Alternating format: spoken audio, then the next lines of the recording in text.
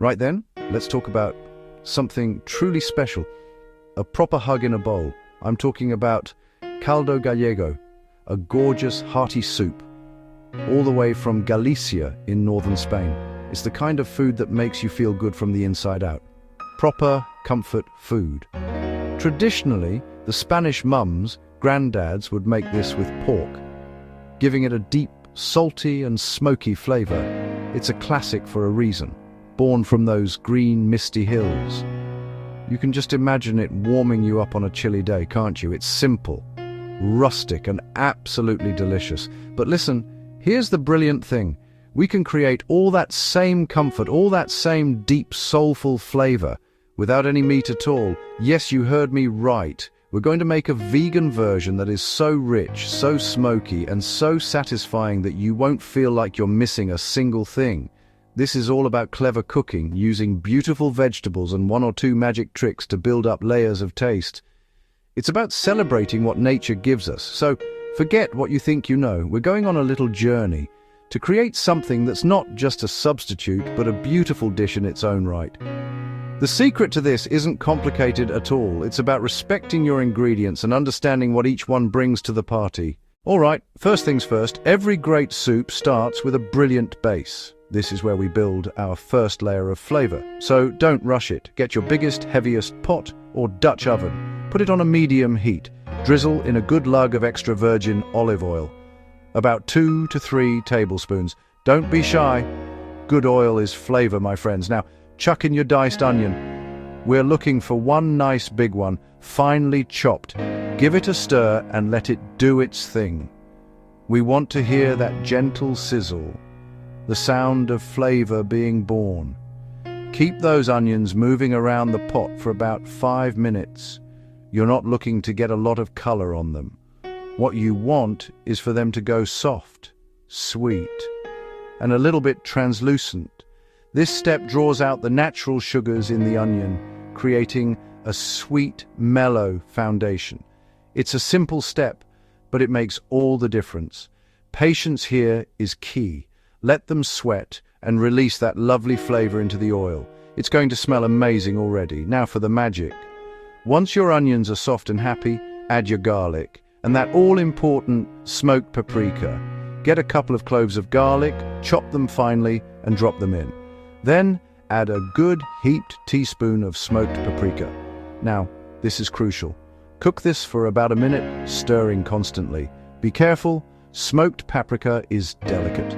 If it burns, it will turn bitter and ruin everything. We just want to wake it up and toast it gently. That minute will release the smoky aromas and the pungent notes from the garlic. The oil will turn a deep red, and your kitchen will smell out of this world. This is your flavor base, right here. It's smoky, it's sweet, it's savory.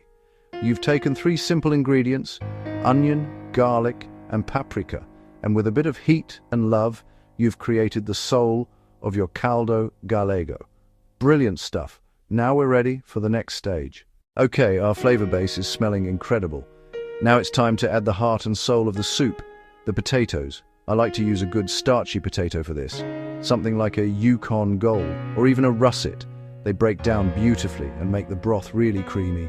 You'll want about 1 pound of them, peeled and chopped into nice bite-sized chunks, about 1-inch cubes. Don't make them too small or they'll just disappear completely. Get them all into the pot and give them a good stir, coating them in all that gorgeous, smoky, onion and garlic-infused oil. Once the potatoes are nicely coated, it's time for the liquid. Pour in your vegetable broth. You'll need around 6 to 8 cups, enough to cover the potatoes generously. Use a good quality vegetable broth if you can. It really does make a difference. Give everything a good stir from the bottom of the pot to make sure nothing is sticking. Now crank up the heat and bring the whole thing up to a lively boil. Seeing those bubbles come to the surface means we're getting somewhere. As soon as it's boiling, knock the heat right down to a gentle simmer. You want to see just a few lazy bubbles popping on the surface. Pop a lid on the pot, leaving it just slightly ajar to let a little steam escape. Now let it be. Let it simmer away for a good 15 to 20 minutes. This is where the potatoes cook through and become incredibly tender. This simmering time is vital. It's not just about cooking the potatoes. It's about allowing them to absorb all those beautiful flavors we created at the start. After about 20 minutes, test your potatoes. Take a spoon and press a chunk against the side of the pot. It should mash really easily with almost no resistance. If it's still a bit firm, just give it another 5 minutes. Getting the potatoes perfectly soft is the secret to the next step, which is what gives this soup its classic, creamy texture. You want them falling apart, full of flavor, and ready to work their magic on the broth. This patient simmering is what turns a simple potato and broth mixture into the comforting, hearty base of our caldo gallego. Right, your potatoes are perfectly tender and full of flavor. Now for a bit of texture magic, this is the trick that makes the soup beautifully thick and creamy without a drop of cream in sight. Take a potato masher, or even just the back of a big spoon, and gently press down on some of the potatoes right there in the pot. You don't want to make a smooth puree, not at all. Just mash a few of them against the side or bottom of the pot. You're aiming to break up maybe a quarter of the potatoes. Keep plenty of lovely chunks whole for texture. See what's happening? As you mash those soft potatoes, they release all their lovely starch directly into the broth. Instantly your soup will transform. It will go from being a thin, watery broth to something much more cloudy, thick, and luxurious. This is a classic, rustic technique, and it works an absolute treat. It gives the soup body and a wonderful creamy mouthfeel that is so comforting. Give it a good stir and you'll see the difference straight away. Now that our broth is beautifully creamy, it's time to add the rest of our lovely ingredients. Get your can of white beans. Cannellini beans, great northern beans, are perfect. And make sure you give them a good rinse before you add them in. This washes off any of the starchy can water. Tip the whole can into the pot.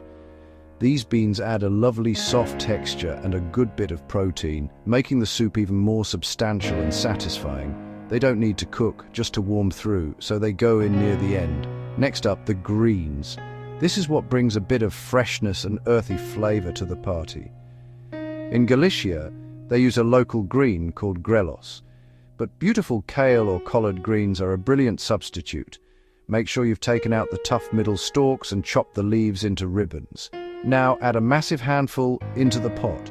It will look like far too much at first, but don't worry, they will wilt down beautifully in the hot broth.